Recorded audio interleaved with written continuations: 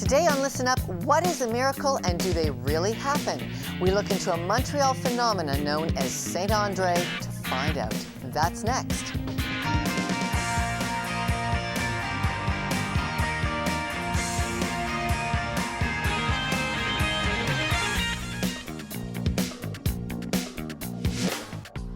Have you ever found yourself with a circumstance you wished would change? That's fertile ground for a miracle, and today, that's what we'll investigate. Welcome to Listen Up. I'm Lorna Duick. The spiritual longing for God to change an impossible situation is our focus today. Claims of miracles can cross a fuzzy line between fact and fiction, but we begin our investigation with a man who knew the facts of miracles, Saint Andre of Montreal. It's not often one of Canada's largest stadiums fills up for a church celebration, but the rush to get in here for a $5 seat sent close to 45,000 people into Montreal's Olympic Stadium. All ages, all cultures, from rich to poor, healthy to sick, this kind of rush is a dream come true for even the best of doorkeepers. And all in honor of Canada's most famous doorkeeper, Brother Andre. This is a Thanksgiving Mass celebrating his canonization, the achievement of official sainthood granted by the Pope because of an impressive record of miracle making. A real Canadian saint who got his start with opening the door for people to get closer to God, so close that a miracle might occur. Evidence of those healings is kept here in the crypt below the St. Joseph's Oratory. Later in the program, we'll hear from this man who knows his family is alive today because of a miracle prayed for right here. But to convince the Pope that a miracle has occurred takes more than an experience. It takes the scrutiny of science. Proving that faith in God can make a medical difference in the worst of health crises is an academic challenge that has landed under the examination of Dr. Jacalyn Duffin hundreds of times. She's a medical historian, a hematologist, author, and professor on whom the Vatican relies for its painstaking demands of proof that a miracle has occurred.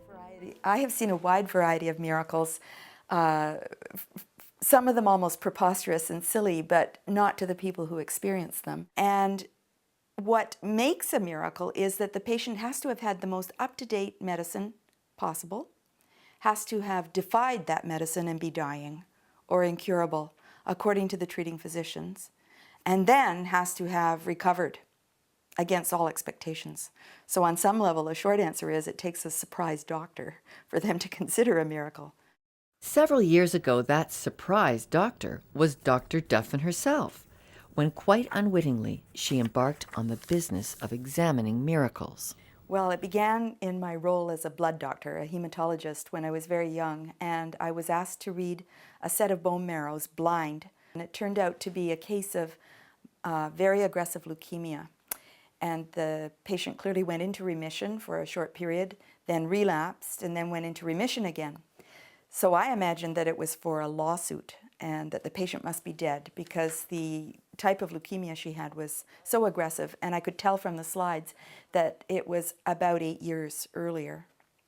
And it turned out that she wasn't dead, and that this was the case that was used to be the final miracle in the cause for canonization of Canada's first saint. This is a deposition to which Dr. Duffin's work contributed.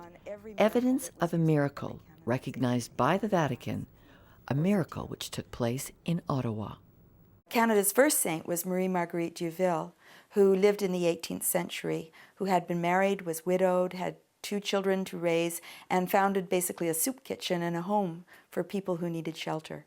Well, I was astonished when I found out what the purpose of my reading of these bone marrows was about, and I got interested in the whole business. I got interested in the saint herself and read her biography, and I got interested in how one becomes a saint or is recognized as a saint in the Catholic tradition.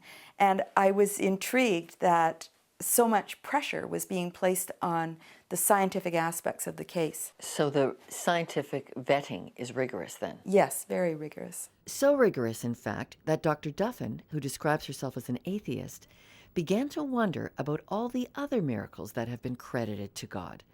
It would be a turning point in her life, launching her into the study of 1,400 miracles that occurred over a 400-year period. This book, published in 2009, summarized her findings. You know, as a scientist, I'm prepared to say that there are lots of things that happen that we can't explain. And a miracle, the word, comes from the Latin word to wonder or to marvel. And I think that it's fantastic that there are things that happen that we can't explain. The church would explain it, saying that is the miraculous touch of God. You don't have a problem with that as a scientist? No, I don't have a problem with the miraculous touch of God as a scientist. I personally am an atheist. I don't believe in God. But if the patient believes that she prayed to someone who interceded with God on her behalf, and she has that explanation as a belief, my belief that someday we might find a scientific explanation is no different in the sense that it is a belief. I do find it somewhat ironic that you're an atheist, but you're actually giving us evidence to affirm that our prayers to God for our physical health are good.